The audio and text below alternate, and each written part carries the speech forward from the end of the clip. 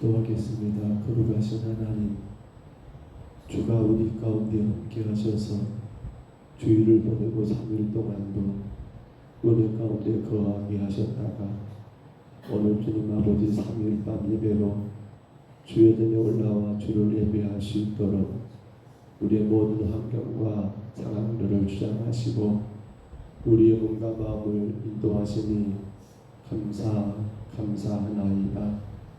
우리의 생명에 가장 귀하고 귀한 것 곧 예수 그리스도로 인하여서 구원받아 하나님의 자녀가 되었음을 아버지 우리가 늘 깨닫게 도와 주옵소서.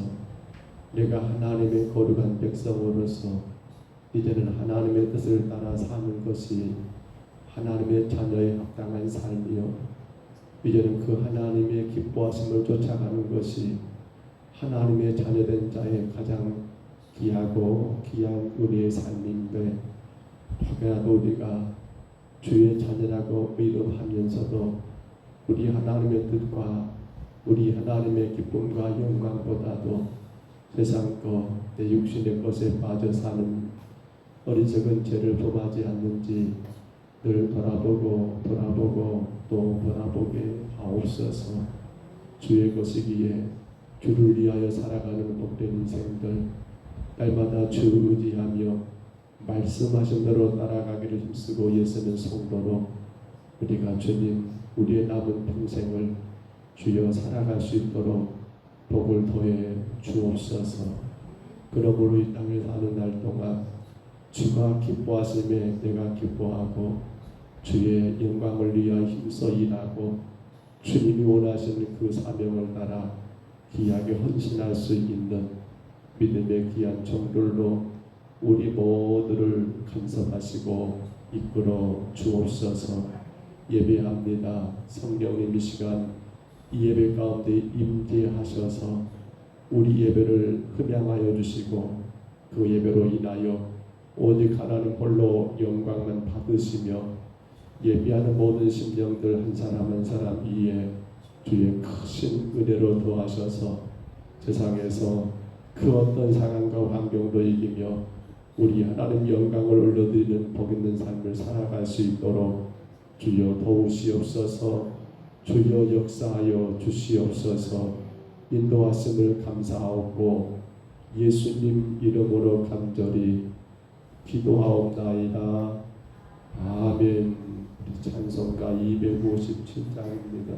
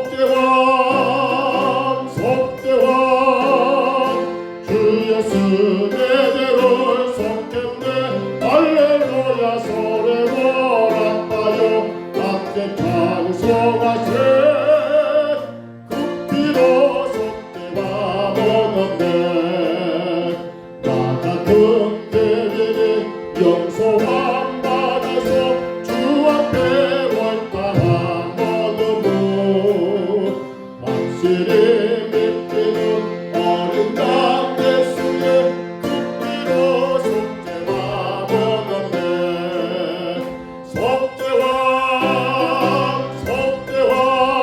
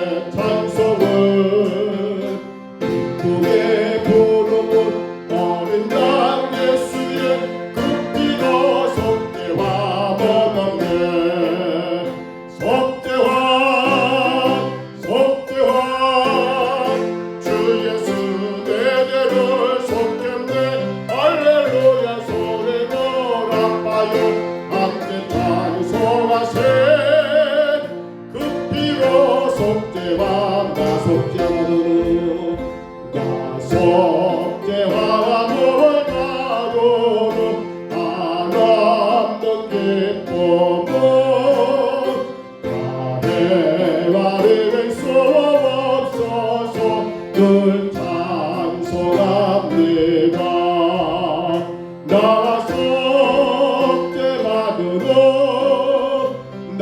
속죄받으러 주를 찬미하겠네. 나와 속죄받으러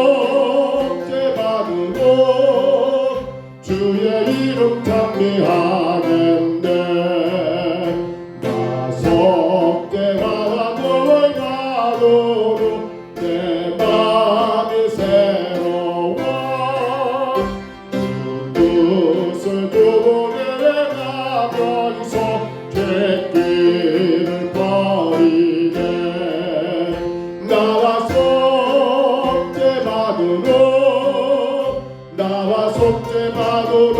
주를 찬미하겠네. 나와 속죄받으러 주의 이름 찬미하겠네.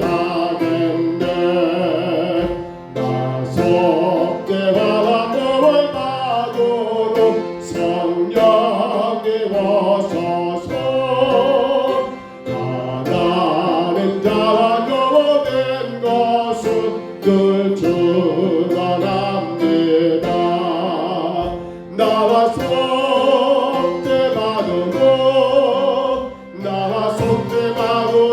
주를 찬미하겠네. 나와 속죄받으러 주의 이름 찬미하겠네.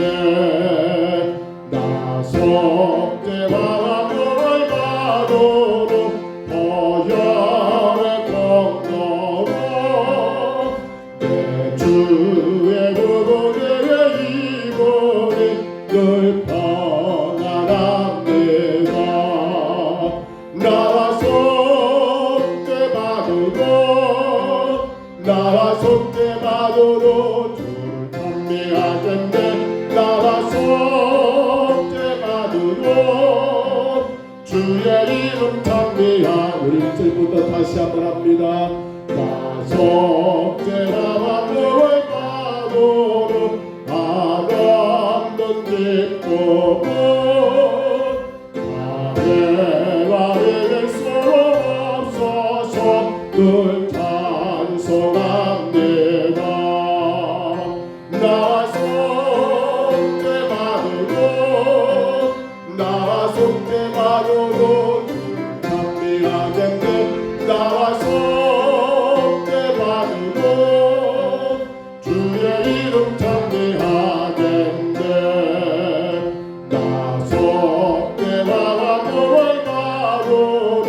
내 맘이 새로워. 주 뜻을 주고 내가면서 죄길을 버리네. 나와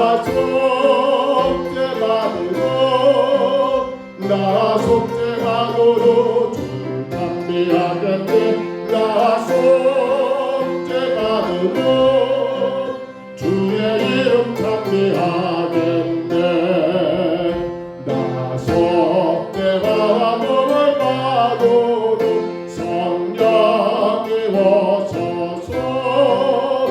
하나님 자녀된 것은 곧 증언합니다.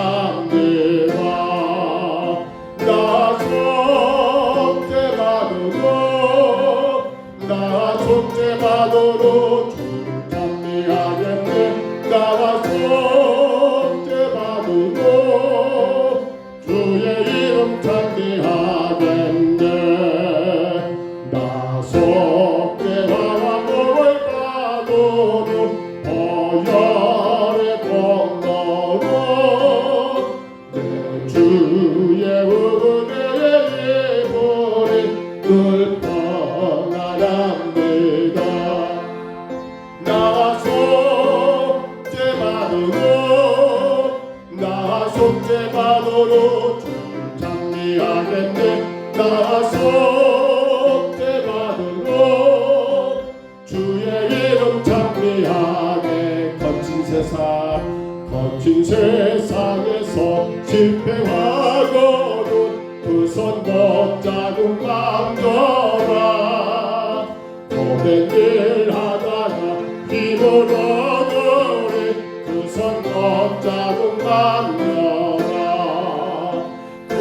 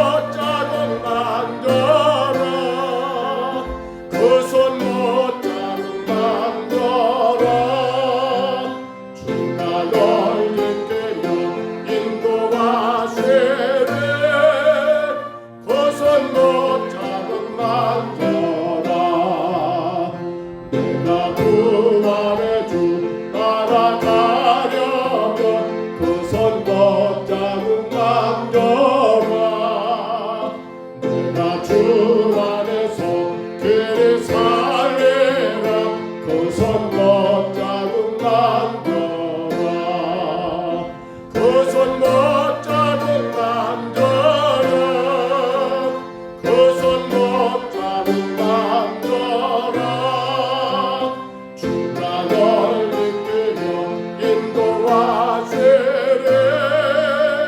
그 손 못잡은 만져라 너의 죄가 되지 무거울 때에 그 손 못잡은 만져라 마음 문 열고서 주를 보셔라 그 손 못잡은 만져라 그 손 못잡은 만져라 그 손 못잡은 만져라 주가 널 이끌며 인도하시리 그 손 못잡은 우리 엄마들에게 찬양할게요.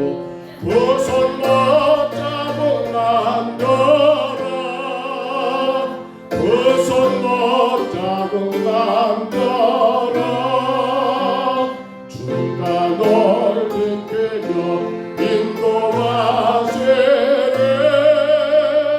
그 손 못잡은 만져라 우리 이 시간 잠깐 같이 기도하실 때요 우리 예수님 십자가의 그 이름은 우리의 죄에서 모든 죄의 속죄함을 받았습니다. 예수를 나의 구주로 영접하고 그 예수를 믿음으로 말미암아 우리의 죄를 다 사하시고 용서하셨습니다.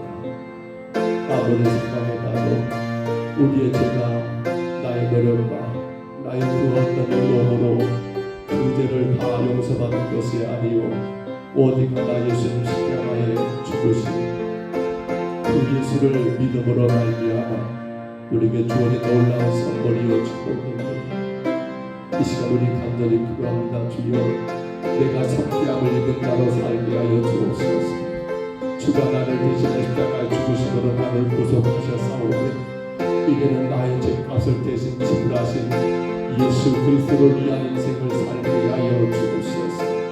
타오사회의 전도행을 통하여 그가 왜 그렇게 복음 전하는 일에 그가 마지막 생명을 이뤄가면서까지 그 길을 갈 수밖에 없었는가.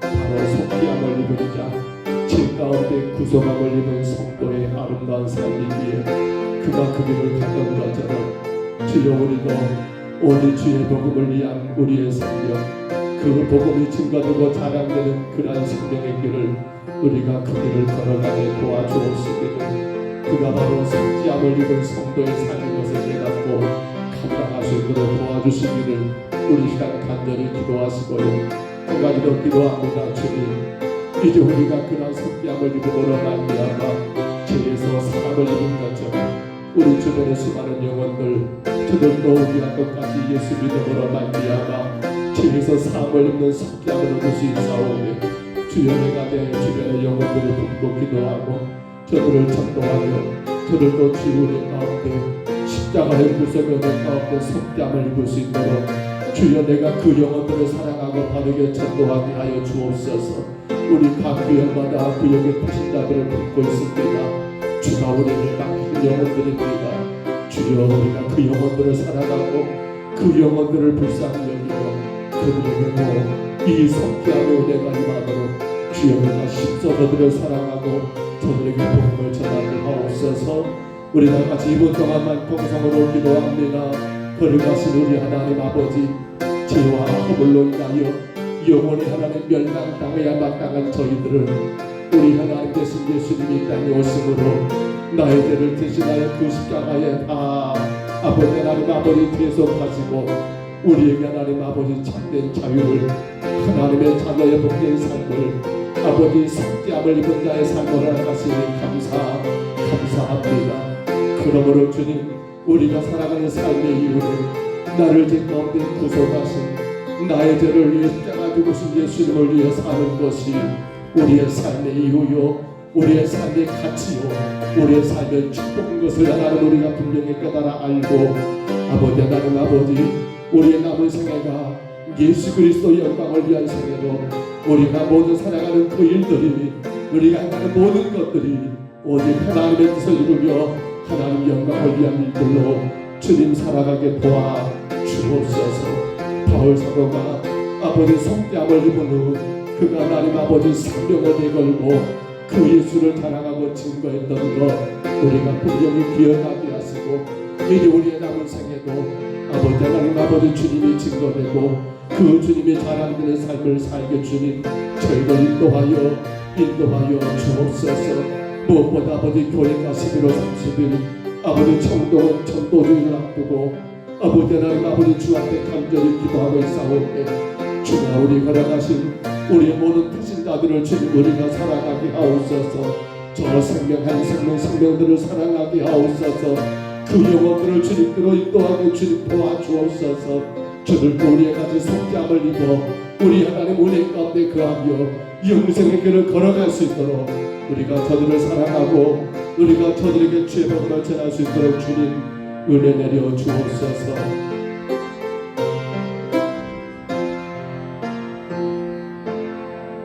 최영남 권사님 기도하실 때 나같이 기도하겠습니다. 앞에 마이크를 세우고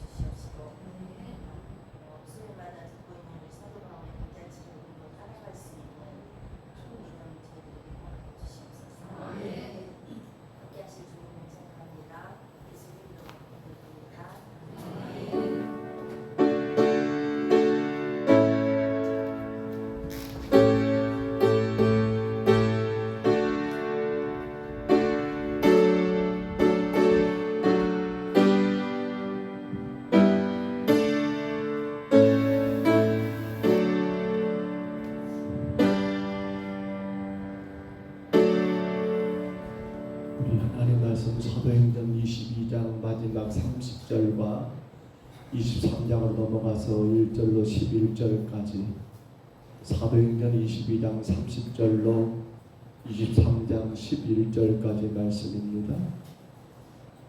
사도행전 22장 30절부터 23장 11절까지 말씀입니다. 우리 화면의 말씀을 참고하시고요. 22장 30절부터 같이 읽습니다. 이튿날 천부장은 유대인들이 무슨 일로 그를 고발하는지 진상을 알고자 하여 그 결박을 풀고 명하여 제사장들과 온 공회를 모으고 바울을 데리고 내려가서 그들 앞에 세우니라. 바울이 공회를 주목하여 이르되 여러분 형제들아 오늘까지 나는 범사의 양심을 따라 하나님을 섬겼노라 하거늘 대제사장 아나니아가 바울 곁에 서 있는 사람에게 그 입을 치라 명하니 바울이 이르되 해치란 밤이여 하나님이 너를 치시리로다.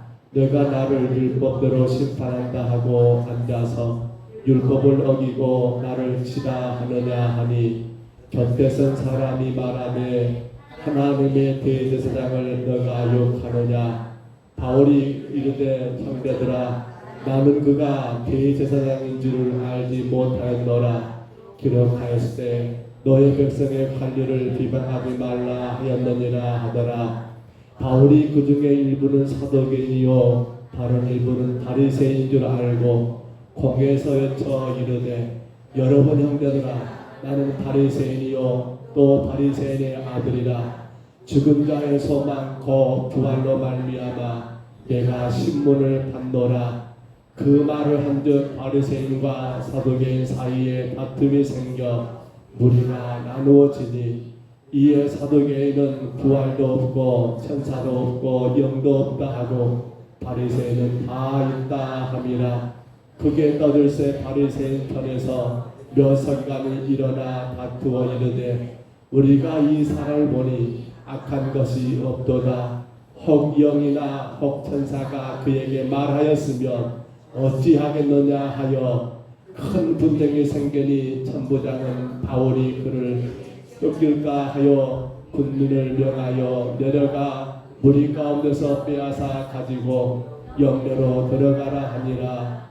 그날 밤에 주께서 바울 곁에 서서 이르시되 담대하라. 내가 예루살렘에서 나의 일을 증언할 것 같이 로마에서도 증언하여야 하리라 하시니라. 아멘. 지난 시간 우리가 앞에 그 거두절만 하겠습니다. 4차 전도행 지도는 다음에 또 보면 되겠니까요. 우리 지난 시간 말씀을 잠깐 생각해 보면 천부장이 깜짝 놀란 사건 기억하십니까? 지난 시간 천부장이 깜짝 놀랐지요. 뭐 때문에 놀랐어요? 왜 놀랐어요? 천부장이 뭐 때문에요? 가장 큰 이유가 시민권의 문제였죠. 천부장 당신은 무엇으로 시민권을 돈 주고 샀는데 그 돈이 그때 우리가 대략 1년의 연봉이 넘다겠죠. 그러니까 작은 돈이 아니잖아요. 로마 시민권은 그 당시 최고의 특권이니까. 로마는 이 로마 총독이 로마 황제는 그렇다고 하잖아요. 언론과 그리고 시민들을 이 사람들 중심으로 로마가 움직이니까. 그래서 로마 시민권은 함부로 그렇게 쉽게 얻을 수도 없는 건데 천부장 당신은 그렇게 큰 돈을 들여가지고 시민권을 샀는데 바울이 당신도 로마 시민이라니까 아니 당신은 어떻게 로마 시민 됐어라고 묻는 거 아닙니까? 바울은 어떻게 로마 시민이 됐다고요? 태어날 때부터. 그렇죠. 날 때부터. 그러나 우리가 바울의 고향을 잘 압니다. 지난 시간 보았지요. 소아시아, 저 길르기야, 다스라고 하는 그 지역이 여러분 바울의 고향 아닙니까?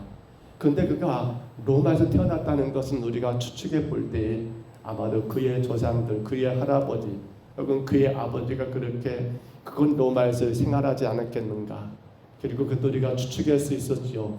아마도 그의 할아버지나 혹은 아버지 때 로마 군인들을 위하여 전쟁통에 많은 천막을 만들어서 그렇게 그들의 필요에 큰 공을 세웠기 때문에 아마도 그들에게 로마 시민이 암에도 불구하고 로마 시민권이 주어지는 그러한 특혜가 주어졌지 않았겠는가라고 우리가 그때 말씀을 잠깐 나눈 기억이 납니다. 자, 그런데 봐보세요. 이제 그러한 로마 시민권의 이야기 그리고 바울이 로마 시민이라는 것을 확인되었을 때 이 여러분 천부장이 했던 첫 번째 일이 무엇입니까? 우리가 방금 30절에서 읽었지요. 뭐라고 읽었던가요? 30절의 말씀 가운데 이렇게 나옵니다. 이튿날 천부장은 유대인들이 무슨 일로 그를 고발하는지 진상을 알고자 하여 그 결박을 풀고, 그러니까 그 전에 지금 결박해 놓았단 말이지요. 누구를 말입니까? 로마 시민권 된 바울을 결박했단 말이에요. 이건 큰일 날 일이잖아요. 왜냐하면 로마 여러분 황제가 분명히 황제의 재판의 결과가 나와야만이 그를 결박하거나 묻거나 아니면 어떤 기타 어떤 질서와 같은 취급을 할 수 있는 건데 아직 로마 황제 앞에 여러분 재판을 받지 않은 이 바울 로마 시민권자 가진 이 사람을 그가 결박했으니 그가 얼마나 당황했을까요? 그러니까 얼른 풀어라 풀게 하고 도대체 로마 시민된 바울을 왜 저 유대인들이 저렇게 못 죽여서 안달이다냐 한번 그 진상을 파악해 보자라고 하면서 어떻게 한 거예요? 그렇습니다. 제사장들과 온 공회를 모으고 바울을 내리고 그들 앞에 바울을 세우게 된 거예요. 그것이 바로 오늘 본문의 내용입니다. 한번 첫 번째 걸려져 보세요. 박스. 그것이 오늘 우리가 생각이 아니 그거 말고 좀 내리시고 1번 뭐라고요? 공의 앞에서예요. 지금 이렇게 돼가지고 바울이 공의 앞에, 공회는 뭡니까? 공회는 뭐예요? 우리 교회도 어떻게 보면 공회라는 말을 쓰기도 해요. 공회. 또 공회가 뭘까요? 유대인들이 모였던 공회가 있습니다. 공회가 어디에서 그들은 해당이 공회였던 거예요. 해당. 그러니까 어떤 공동의 목적을 가지고 모여지는 그러한 하나의 모임들. 그러니까 우리가 하나님을 예비하는 이 모임도 공회라고 볼 수 있고요. 그러니까 지금 이 천부장이 바울을 공회 앞에 세웠단 말은 무슨 말입니까? 그에게 이 모든 유대인들에게 도대체 이 바울이 무엇 때문에 당신들을 그렇게 앞서서 맞았고 그렇게 고난을 당했고 왜 당신들이 무엇 때문에 바울을 그렇게 죽이고자 했는가 그 진상을 파악하고자 지금 공회 앞에 세우게 되었는데 근데 지금 공회 앞에 선 바울이 그 유대인들을 향하여 해줬던 첫 번째 메시지가 뭡니까? 우리 1절 한번 보실까요? 1절 한번 봅니다. 같이 한번 있습니다. 바울이 공회를 주목하이르되 여러분 형제들아 오늘까지 나는 범사의 양심을 따라 하나님을 섬겼노라 하거늘 아멘. 바울이 공회 앞에서 했던 한마디 말, 이 말이 오늘 본문의 핵심이잖아요. 나는 뭐라고요? 오늘 다시 올려줘 보세요. 예. 범사의 양심을 따라 하나님을 섬겼노라. 이 말은 바울이 자기 자신을 뭐 드러내고 자랑하려고 하는 말은 아니에요. 저 말을 우리가 곰곰이 생각해 보세요. 범사의 모든 일에 양심을 따라 하나님을 섬겼다. 여기 양심은 어떤 양심일까요? 저는 이렇게 정리해 봅니다. 바울은 예수 그리스도를 구주로 영접한 순간 그는 다메섹 도상에서 예수님 만났잖아요. 그리고 그 순간 예수가 당신의 구주, 메시아, 그리스도인 것을 그가 깨닫게 된 순간부터 어떻게 됩니까? 그의 삶은 완전히 변화가 되고 바뀌어진 거예요. 아신 것처럼 그 전까지는 오히려 그 예수를 핍박하는 자의 자리에 그 예수 믿는 자들을 결박하고 죽이는 자리에 앞장섰던 그러한 바울, 사울이 예수님을 영접한 순간 오늘 찬송했습니다. 속죄함이라고 죄에서 속죄함을 입은 이후의 삶은 어떻게 됩니까? 이제는 그의 삶 자체가 예수 그리스도를 위한 삶으로 완전히 변화가 됐더라는 거예요. 저는 이것을 양심이라는 말로 생각해 봅니다. 무슨 말인가 하면 오늘 저와 여러분이 그래요.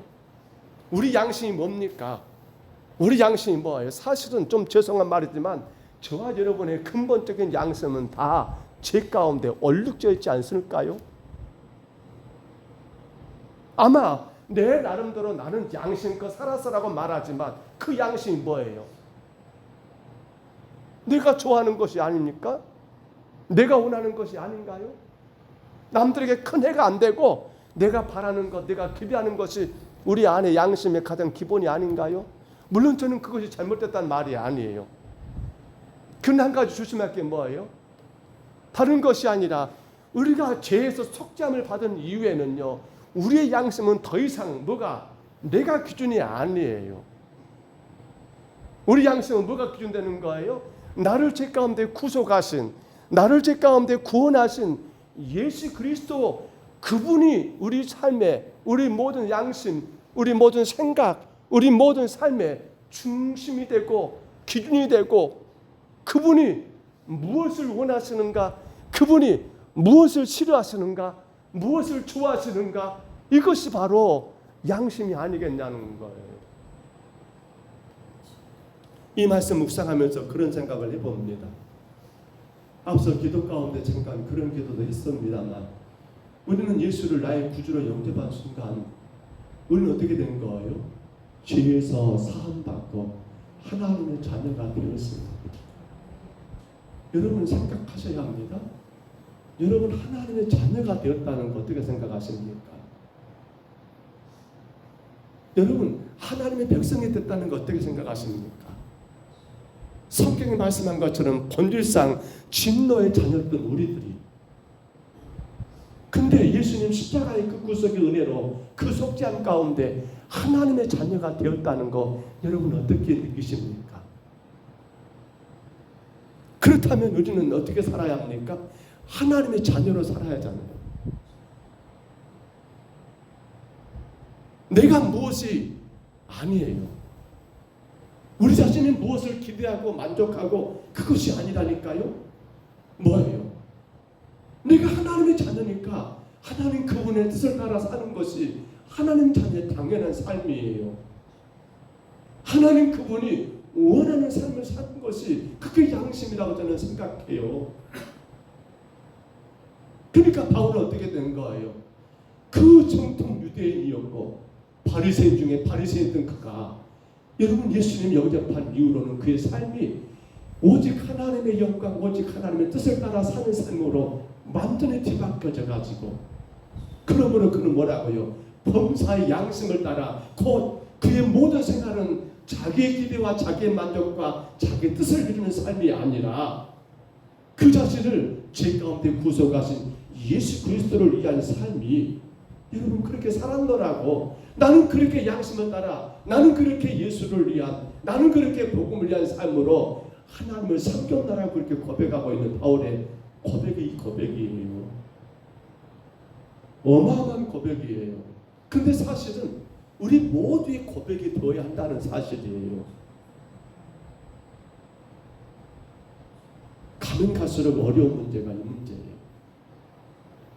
사실 우리 기독교가 많은 부분에 글쎄요 세상 가운데서 많이 사람들에게 입에 오르고 내는 이유가 여러 가지가 있겠습니다만 저는 다른 어떤 것보다도 이 문제가 가장 심각하지 않을까 모르겠어요. 내가 하나님의 자녀라고 하는 그 상태를 우리는 인정하지를 않아요. 삶 가운데 그저 우리 입에서는 그렇게 표현을 해요. 나는 하나님의 자녀, 나는 성도, 나는 구원받은 사람. 근데 실상은 보면 우리 양심은 어떻습니까? 내가 중심이에요. 내가 하고 싶은 것, 내가 기대하는 것, 내가 바라는 것.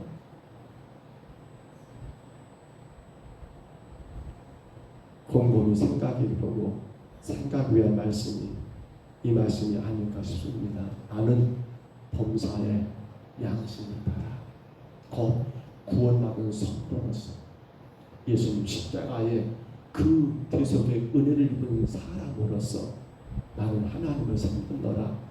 그분의 영광과 그분의 만족을 위해 나는 살아나라고 바울이 그렇게 고백하는 이 고백, 우리의 고백이 되어야 하지 않을까요? 우리의 고백이 되어야 하지 않을까요? 여러분 이 밤에 이 문구 꼭 되새겨 보세요. 하나님의 자녀라는 이 문구가 나는 하나님의 자녀입니다라는 이 문구를 우리는 삶 가운데 어떻게 풀어가고 있을까요? 우리는 그 삶을 어떻게 지금 살아가고 있는가요? 자, 이것 때문에 난리가 납니다. 2절 한번 올려보세요. 2절 봐볼까요? 한참 있습니다. 대제사장 아나니아가 바울 곁에 서 있는 사람들에게 그 입을 치라 명하니 여러분 대제사장이 참 그 위치가 대단한 위치인 것 같습니다만 그가 바울의 입을 치래요. 옆에 사람들에게 야 쟤좀 쳐버려라 쳐버려라. 왜 그들은 지금 이 대제사장이 이렇게 경고망동한 행동을 요구하고 있을까요? 간단합니다. 여전히 이들은 어디에 매여 있습니까? 여전히 이들은 율법 안에 갇혀 있는 자들입니다. 그러니까 바울의 입에서 나는 범사의 양심을 따라 하나님을 섬겼다니까 하나님의 이름을 함부로 말할 수 있는 게 아니거든요. 근데 그 입에서 하나님을 나는 그렇게 섬겼다고 말하니까 어떻게 네가 지금 신성을 모독한다고 생각한 거예요. 왜? 여전히 어디 안에 갇혀 있으니까? 율법 안에 갇혀 있으니까. 복음이 아니라 예수 그리스도로 인하여 죄에서 구속함을 입고 하나님의 자녀가 아니라 그는 뭐예요? 여전히 율법 안에 갇혀 있다 보니까 그 예수를 그 하나님을 바울이 고백하니까 나는 범사의 양심을 따라 하나님을 섬겼다 하니까 네가 지금 어디서 그런 거짓말을 하냐? 어떻게 피점 흘린 인간이 함부로 하나님을 섬길 수 있고 네가 어떻게 하나님을 잘 섬길 수 있어? 라고 그렇게 말하면서 옆에 있는 사람들에게 바울의 입을 좀 쳐버려라, 그 입 좀 다물게 해버려라고 그렇게 명령한 내용이 이 내용이 아니라는 거예요. 맞아요. 여전히 그 율법 안에서 갇혀서 아직도 그들에게는 뭐가 없습니까?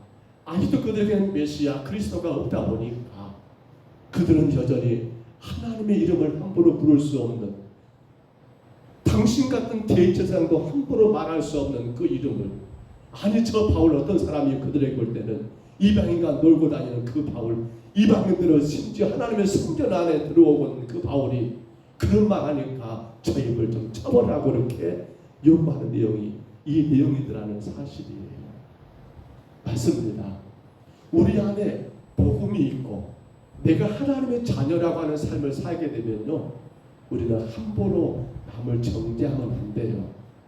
왜냐하면 나만이 아니라 그도 하나님의 자녀이기 때문에, 나만이 아니라 그도 하나님의 택함 받은 백성이기 때문에 우리는 함부로 남을 향하여 무엇이 맞다, 무엇이 틀리다라고 말하기가 어려워야 해요. 다만 여러분 자신에 대해서는 우리 어떻게 해야 합니까? 하나님의 자녀는요, 자기 자신에 대해서는 아주 엄해야 합니다. 남에 대해서는 좀 더 간대해도 돼요. 하나 나 자신에 대해서는 간대하면 안 돼. 왜냐하면 나는 어떻게 하나님 자녀가 되었습니까? 예수님 십자가의 그 구속, 그 속죄함으로 인해서 주어진 어마어마한 일이기 때문에 우리는 함부로 남을 향해서는 판단하거나 말할 것이 아니고 우리 자신에 대해서 더 깊이 있게 나를 돌아보는 삶을 살아야 한다는 거예요. 근데 가능해요. 복음 안에 있는 성도들은 그게 가능해요. 근데 복음 안에 있지 않고 여전히 율법에 갇혀있는 사람들은 어떻게 됩니까? 정죄하죠. 누구처럼? 이 사람 지금 대제사장처럼 말입니다. 바울의 그 말의 뜻을, 의미를 깨닫지 못하잖아요. 왜? 여전히 복음이 아니라 예수가 그들에게는 그리스도가 아니고 목수 요셉의 아들에 불과하고 그들은 아직도 메시아가 오지 않았나라고 그렇게 기다리는 자, 율법 안에 갇혀있는 자들이니까 그들은 그렇게 말할 수밖에 없는 거 사실이잖아요. 자, 그런데 봐볼까요? 그런 일이 있고 나니까, 자, 우리 그 다음 올려줘 보세요. 3절 같이 읽습니다. 바울이 이르되 회칠한 담이여, 하나님이 너를 지치시로다. 너가 나를 율법대로 심판한다고 앉아서 율법을 어기고 나를 치라 하느냐 하고 그렇습니다. 바울이 이 대제사장을 뭐라고 불러버려요? 회칠한 담이래요. 담이 무너졌어요. 그 담을 수축해야 해요. 근데 그 담이 지금 무너져가지고 거치는 가운데서 이 제사장은 어떤 역할을 하고 있습니까? 겉만 그냥 번지르는 그렇게 여러분 회를 치렀단 말입니다. 쉽게 말하면 겉만 그럴싸하게 제사장 옷을 입고 있고 사실은 그 담 안쪽은 다 무너져가지고 무너졌는데 그건 놔둬버리고 그냥 보여지는 것만 그렇게 행하고 있는 사람, 그를 가르쳐서 바울은 이렇게 지금 표현하고 있는 거예요. 참 무서운 말이죠. 함부로 해서는 안 될 말입니다만, 근데 어쩌면 좋습니까? 복음이 오지 아니하고 율법 가운데 갇혀 있으니까 그 율법으로 자기들은 의로운 사람인 것처럼 그렇게 행세하고 겉으로는 그렇게 보였잖아요. 제사장이 거룩한 옷을 입었겠다. 제사장은 또한 구별된 자리가 있거든요. 그 자리에 앉았겠다. 그런데 실상은 그들은 복음 대신 예수 그리스도를 거부하고 여전히 율법 가운데 갇혀 있으니 바울은 그를 향하여 회칠한 담이에요. 담 안이 다 무너졌는데 그만 그냥 그렇게 페인트 칠해가지고 여러분 그러한 담이라고 그를 향해서 그렇게 저주 아닌 저주를 퍼붓게 되는 내용이 이 내용이잖아요.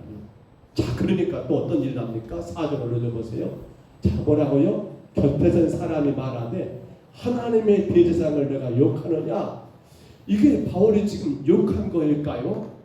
어찌 보면 바울은 그의 잘못된 것을 지적한 것인데 옆에 선 사람은 어찌 네가 함부로 대제사장하고 회칠한 담이라고 그렇게 네가 그렇게 아주 나쁜 말을 할 수 있느냐고 그렇게 비난하고 있잖아요. 그랬더니 바울이 뭐라고 해버립니까? 5절 봐볼까요? 바울이 이렇게 말합니다. 같이 있습니다. 바울이 형제들에게 이르되 나는 그가 대제사장인 줄 알지 못하였노라. 기록하였으되 너의 백성의 관리를 비방하지 말라 하였느니라 하더라. 아멘. 나는 그가 대제사장인 줄 알지 못했노라. 못했을까요? 앞서 말씀드렸죠. 공회가 열리게 되면 사람들이 모이게 되면 대제사장은 그의 높은 자리에 앉아있지 않습니까? 사람들 앞에 그가 입었던 옷은 일반 사람들이 입는 것과 다른 그러한 나름대로 구별된 옷을 입었지 않습니까? 누가 봐더라도 첫눈에 한눈에 딱 볼 거예요. 아, 저 사람이 대제사장이구나. 가장 높은 상석에 가장 그렇게 우아하고 나름대로 거룩함을 보여줄 만한 그러한 옷을 입고 있으니까 당연히 눈에 띌 거 아닙니까? 근데 바울은 지금 이거 뭐 하는 거예요? 좀 풍자적인 표현이지요. 풍자적인 거. 아니 세상에 대제사장이라 한다면 그러한 지체 높은 양반이 아직도 율법 안에서, 그러니까 내용이 그거잖아요. 율법 안에 갇혀 있더라는 사실이에요. 율법 안에 보십시오. 율법 안에서 그가 율법 안에서 그렇게 바울을 함부로 평가하고 바울을 향하여 이렇게 말하고 있는 그러한 대제사장을 향해서 바울은 나는 그가 대제사장인 줄 알지 못했노라 그렇게 여러분 풍자적으로 그를 지금 비방하고 있는 모습이 이 모습이 아닙니까? 어찌 보면 그들은 로마라는 그러한 황제를 여러분 신봉하면서 오히려 백성들의 삶 가운데 더 큰 유익과 복을 주기보다도 오히려 로마의 여러분 그렇게 권력 안에서 그로 인해서 그들이 나름대로 그러한 주의를 향유하고 있는 이러한 대제사장, 정작 복음을 알지 못한 채 여전히 율법 가운데 갇혀있는 그러한 대제사장을 향하여 바울은 그렇게 풍자적으로 표현했던 거, 나는 그가 대제사장인 줄을 알지 못했다라고 비방하는 내용이 이 내용이 아닙니까? 사랑하는 성도 여러분, 결국 그렇습니다. 바울은 범사의 양심을 따라 하나님을 섬겼습니다. 그러나 지금 그 당시 유대인들은 그러한 것이 없습니다. 그들의 양심은 오로지 자기들의 명예, 그들의 양심은 오로지 자기들의 만족, 그들의 양심은 오로지 자기들의 뜻을 이루는 것이 양심이 되어 있던 그들을, 복음이 그들 가운데 찾아오지 않으니까 율법 가운데 갇혀서 그들이 마치 율법의 고수인 것처럼 높은 자리에 앉으려고 하고, 그리고 남을 함부로 평가하고 판단하는 그러한 자들을 향하여 바울은 지금 이렇게 풍자적으로 표현했던 거, 우리가 생각해야 할 귀한 말씀이 아닐까요? 자, 이렇게 공의 앞에서 바울은 나는 범사의 양심을 따라 하나님을 섬겼다는 말로 시작하여 이 문제들이 시작되게 되는데요. 그런데 두 번째로 우리가 또 하나 볼 것은 뭡니까? 올려줘 보세요. 두 번째는 뭡니까? 이제 바울로 인해서 공회가 분쟁이 시작됩니다. 분란이 일어납니다. 그 분란의 내용이 오늘 보면 6절이죠. 6절 한번 올려줘 보세요. 6절 같이 한번 읽을까요? 같이 읽습니다. 바울이 그 중에 일부는 사두개인이요 다른 일부는 바리새인인 줄 알고 공회에서 외쳐 이르되 여러분 형제들아 나는 바리새인이요 또 바리새인의 아들이라 죽은 자의 소망 곧 부활로 말미암아 내가 신문을 받았노라. 아멘. 바울이 하나님의 지혜를 주셨을까요? 바울은 지금 거기 공회 앞에 모여있는 이 유대인들이 보니까 크게 지금 두 표로 나눈 것을 보았던 것 같아요. 사실은 바울이 과거 사울 때 그는 분명히 이 일들이 그들 안에서 많이 문제가 되었겠지요. 유대인이라 하지만은 거기 안에는 지금 오늘 본문은 두 표입니다만 사실은 그 당시 유대인은 크게 네 표로 나눴다고 말합니다. 바리새파, 사두개파, 그리고 뭡니까? 열심당원이 있습니다. 또 하나가 더 있는 제가 기억이 안 나네요. 에세네파. 이렇게 네 개 파가 있었어요. 근데 오늘 바울은 지금 거기 모여있는 유대인들은 크게 둘로 구분하고 있는 것 같아요. 누구요? 사두개파와 바로 바리새파 사람들이었어요. 한번 그거 한번 올려줘 보세요. 자, 우리 이것만 볼까요? 사두개파입니다. 흔히 말하는 사두개인이죠. 성전 귀족 세력이에요.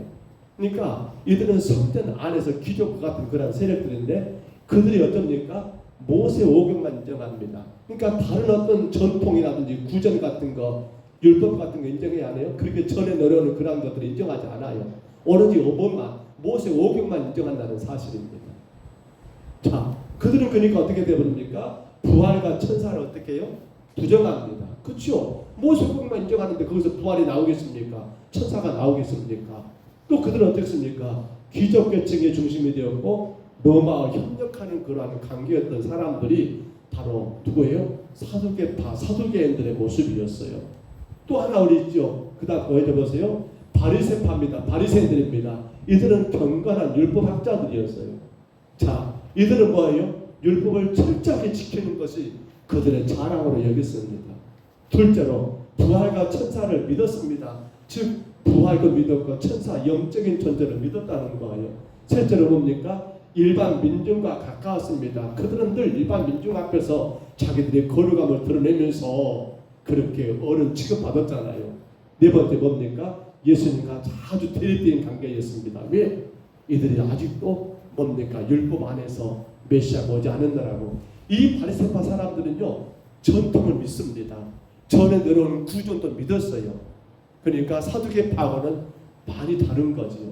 근데 사도 바울은 어느 파입니까? 그러면 바리새파 사람이었어요. 바리새파. 실질적으로 여러분 저 바리새파 사람들은요 지금 뭡니까?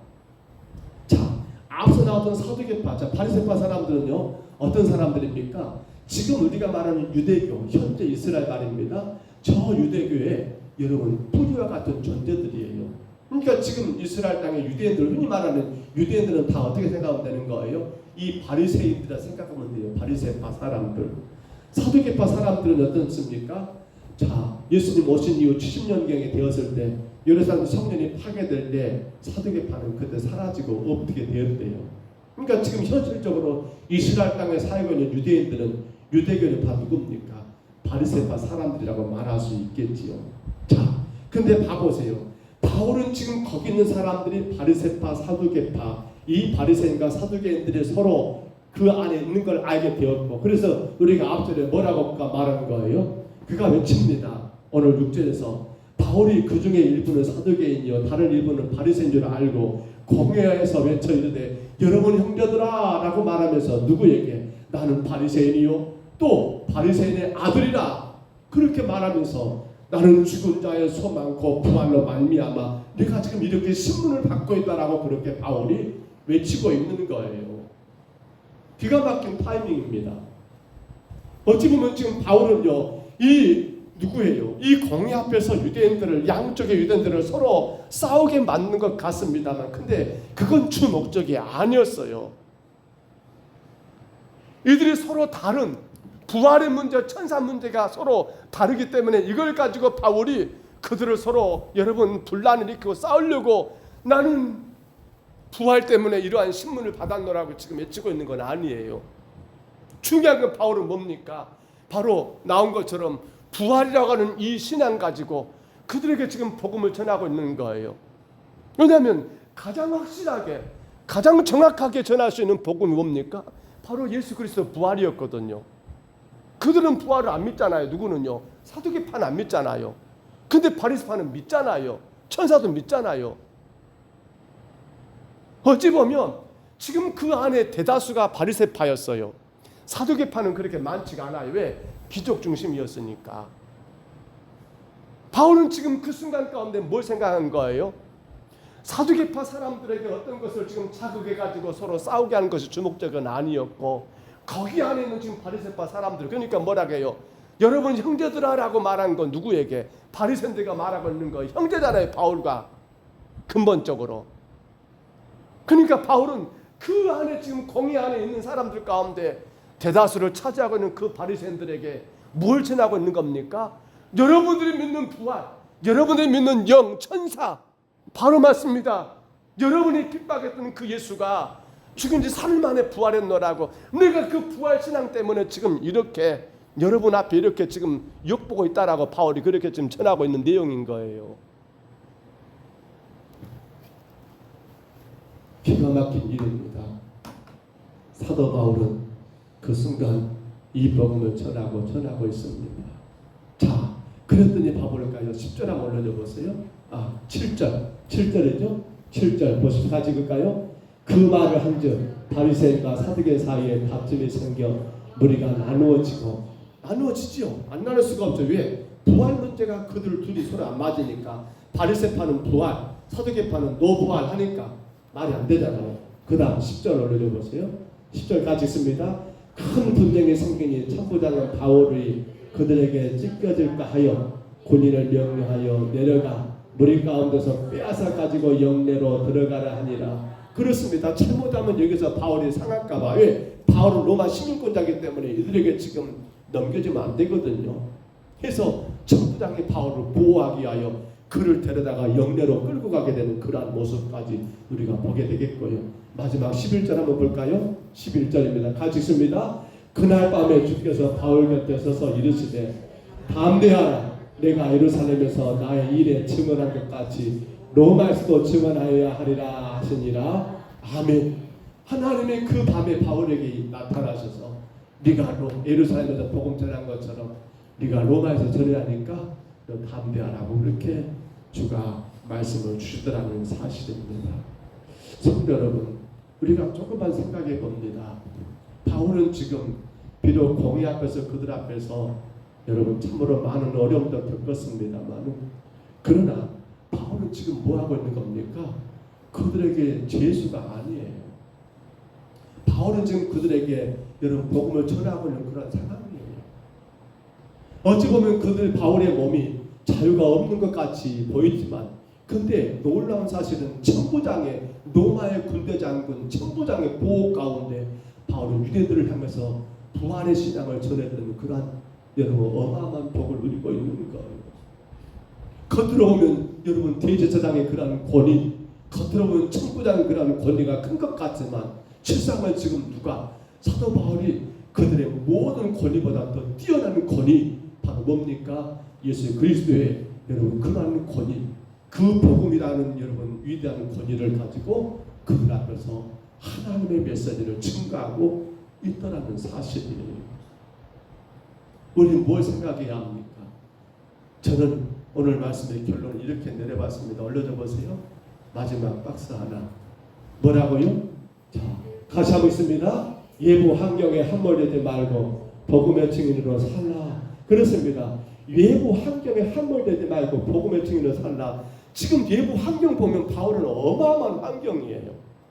우리가 지금 계속 보한 것처럼 유대인들이 그렇게 예루살렘 성전에서 두드러 맞았고 거의 죽게 된 걸 여러분 그렇게 던져지게 되었고, 그런 가운데 천부장이 와가지고 그를 여러분 왜 지금 이런 난리가 나냐라고 그들을 바울을 여러분 끌고 가게 되었고, 그런 가운데 바울이 당신이 로마 시민권자라고 말을 하게 되었고, 이 모든 상황들이 지금 여러분 단순한 상황이 아니에요. 엄청나게 어렵고 복잡한 상황이었어요. 근데 중요한 것은 바울에게는 그러한 예부적인 환경이 그가 거기에 함몰되지 않았다는 거예요. 오히려 그는 그 환경과 그 상황에서 뭐 하고 있는 겁니까? 바로 예수가 그리스도라고 하는 거, 예수님 부활하셨다는 그 부활의 신앙을, 예수를 증언하는 그러한 여러분 삶을 살고 있더라는 거예요. 그래서 저는 이렇게 정리했어요. 예부 환경에 함몰되지 말고 복음의 증인으로 살라는 겁니다. 왜 그럽니까? 왜 하나님 바울을 보호하십니까? 왜 하나님이 11절에서 바울에게 나타나셔서 담대하라, 네가 예루살렘에서 나를 증언한 것처럼 네가 로마에서 나를 증언할 거라고 왜 하나님이 그렇게 말씀합니까? 그렇습니다. 바로 왜 어떤 환경과 상황에 우리가 매지 아니라고 복음의 증인의 삶을 사는 성도에게 주어진 특혜가 뭡니까? 바란 것이 뭐라고요? 하나님의 특별한 돌보심이 있더라는 거예요. 바울이 그 상황 가운데 글쎄요, 정말 저는 이 상황들이 저는 복잡한 것을 제가 감당을 못해요. 이거 아니면 이거야지 막 그냥 꼬이면 저는 그 실타래를 못 풀어요. 잘라버려야지 그냥. 저는 이거 잘 못 풀어요. 제가 또 잘 못 묶어죠 사실은. 얼마나 어려웠을까요 사도 바울이. 3차 전쟁 끝나고 예루살렘 가가지고 선교 헌금 전달하고 선교 보고 하다 갔더니, 물론 이미 알고는 있었잖아요. 우리가 안 것처럼 성령께서 말했잖아요. 가면 당신 그렇게 돼 말했잖아요. 근데 세상에 그 유대인들이 그렇게 바울을 치고 죽이게 하려고 하고 엄청난 이 상황들이 바울에게 왔지만, 근데 놀라운 것은 바울은 그 환경과 상황에 절대로 뭐라고요? 함몰되지 않았다는 거예요. 거기에 매이지 않았다는 거예요.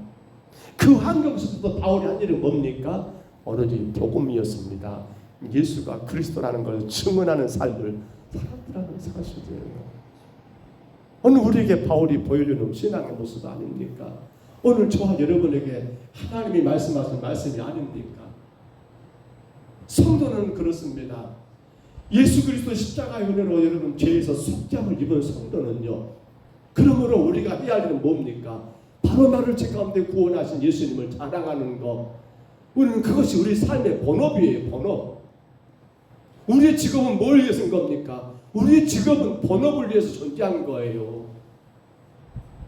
그 예수를 자랑하고 그 예수를 높이고 그 예수를 여러분 예배하고 그 예수를 증거하고, 이것을 위해서 하나님이 오늘 저와 여러분에게 직업을 주었다는 사실이에요. 어떤 환경에 함을 내지 말라는 거예요. 상황이 이렇고 조건이 이렇고 환경이 이렇고, 아이고 나 그러니까 못돼, 그러니까 안돼, 그러니까가 아니라 우리는 그 환경 속에서도 우리 입술을 통하여 우리 삶을 통하여 누가 말입니까? 예수 그리스도의 복음이 증거되는 삶을 살아가는 것입니다. 왜요? 그러한 성도에게 하나님의 특별하신 뭐가 있다고요? 돌보심이 있다는 사실입니다. 그게 바로 오늘 사도 바울이 여러분 증거가 아닙니까? 증인이 아닙니까? 세상은 여전히 우리 삶에 많은 것들에 어려움이 있을 겁니다. 근데 생각해 보세요. 하나님이 여러분을 특별히 보호하신다면 그 어떤 환경과 상황의 문제가 될까요? 근데 하나님은 누구를 보호하신다고요? 그 모든 환경을 함몰되지 않고 거기에서도 주의 복음을 증거하는 자들을 하나님이 특별히 보호하신다는데, 그게 좀 바울의 증거 아닙니까? 바울이 그 증거가 아닙니까? 우리 지금 어떻게 살아야 할까요? 오늘 이 시간 잠깐만 같이 기도하기로 소망합니다. 우리는 기도해야 합니다. 저와 여러분은 하나님의 자녀입니다. 예수님이 십자가에서 저와 여러분의 죄를 대신하여 죽으심으로 거룩한 주의 자녀가 되었습니다. 우리가 해야 할 일은 무슨 일입니까? 나를 구원하신 하나님, 그 예수 그리스도를 마음껏 자랑하고 증거하는 일입니다. 그러할 때 주가 우리를 보호하십니다. 그러할 때 주가 우리를 특별하게 보호하십니다. 다른 그 어떤 이유가 아닙니다. 당당하게 하나님의 백성으로 우리가 어떤 환경 속에서도 거기에 매이지 아니하고 내가 하나님의 자녀인 것을 증거하고 예수가 우리의 죄 가운데 그리스도가 되신 것을 증언하는 삶을 살아가기를 우리 시간 다 같이 한번 기도하시고요. 하나만 더 기도하며, 주님, 주가 피로 세우시니 평등사복교회가 오직 예수 그리스도만을 증거하는 거룩한 교회로 그 사명을 다하게 하시고 그 복음의 증거 숙제를 감당하는 건강한 교회가 되기를 위해서 우리 시간 2분 동안만 같이 한번 통성으로 기도합니다. 은혜로우신 우리 하나님 아버지, 하나님의 자녀입니다. 나는 아버지 세상의 그 어떤 사람이 아니라 나는 하나님의 자녀, 예수 그리스도 십자가의 아버지 하는 계속의 은혜로 아버지 죄에서 속죄를 받은 하나님의 거룩한 자녀 백성이 되었습니다. 그러므로 하나님의 자녀된 우리는 우리의 신앙의 양심은 바로 아버지 내가 하나님의 자녀이기에 이제는 나의 기대와 나의 만족, 내 뜻이 아니 오직 하나님의 만족, 오직 하나님의 기대하심, 오직 하나님 뜻 이루기 위하여 오직 하나님 영광을 위해 살아가는 존재인 것을 기억하며 그 어떤 상황, 그 어떤 환경, 그 어떤 처지에 매이지 아니하고 그 속에서도 우리의 입술을 열어 예수가 그리스도임을 증거되며 우리의 삶을 통하여 우리가 예수 그리스도의 구원받은 하나님의 자녀인 것을 증거되는 자들 되게 하여 주옵소서. 바로 그리할 때 하나님은 바울을 하나님 보호하셨습니다. 아버지 그 어마어마한 환경 속에서 바울을 지켜내셨습니다. 마지막 하나님 로마까지 바울을 책임지고 인도하셨습니다. 주의 복음을 증언하는 자들에게 하나님의 특별한 보호하심 있는 것을 분명 우리에게 보여주셨사오니 이제 우리의 남은 생에 내가 하나님의 자녀인 것을 잊지 말게 하시고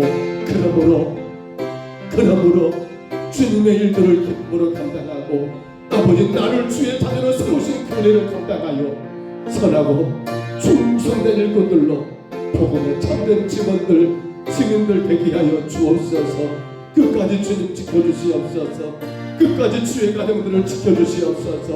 끝까지 주의 성도들을 지켜주시옵소서.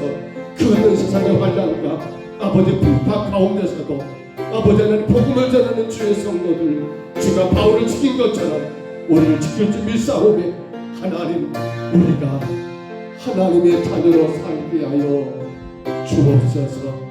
주님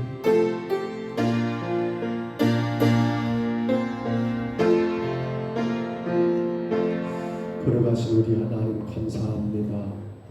바울이 하나님의 자녀로 그가 그 모든 상황과 환경 속에서도 거기에 매이지 아니하고 예수가 그리스도 되심을 복음을 주관하는 삶을 살았던 것을 아버지 우리가 봅니다. 그러한 바울을 주가 끝까지 지키셨습니다. 돌보셨습니다. 책임지셨습니다. 보호하셨습니다. 인도하셨습니다. 이제 우리 남은 삶도 하나님의 자녀로 살아가게 하시고 그로 말미암아 주가 보호하시고 주가 책임져 주시는 그 은혜 안에 거하는 거룩한 주의 성도가 되게 하여 주옵소서. 성령님 우리 평동 서북교회가 아버지 해야 할 가장 중요한 일 오직 복음을 증거하는 일을 쉬지 아니하게 하시고 복음을 증거하는 교회도 마찬가지로 주가 특별하게 보호하심을 기억하며 아버지 이 수고를 주의 자녀들로서 마땅히 기쁨으로 감당하게 도와 주옵소서. 11월 30일 아버지 총동원 전도주의를 앞두고 있사온데 우리가 나가신 우리 구역의 태신자들 주가 우리에게 맡기신 영혼임을 기억하며 이 생명들 한 영혼도 지옥까지 아니하고 우리가 더 기도하고 더 저들의 영혼을 사랑하고 사랑함으로 말미암아 모두가 다 거룩한 주의 백성으로 성장을 받아 하나님의 자녀로 살아가는 놀라운 역사가 있게 하여 주옵소서. 이 밤도 주님 안에 영광 받으신 줄 믿사옵고 예수님 이름으로 간절히 기도하옵나이다. 아멘. 이번 주 금요일입니다. 10시 반에 출발하니까 늦어도 10시 15분까지는 교회 오셔야겠죠. 10시 15분까지 늦어도 오셔야겠습니다. 그리고 오실 때는 특별하게 오면 좀 간단하게 오시면 좋겠고요. 필요한 건 거의 없을 것 같아요. 혹여라도 햇볕이 좀 있을까 모르는데 모자 같은 거 있으시면 금요일 날씨가 덥게 나왔는데요. 그렇게 또 쓰고 오셔도 좋을 것 같습니다.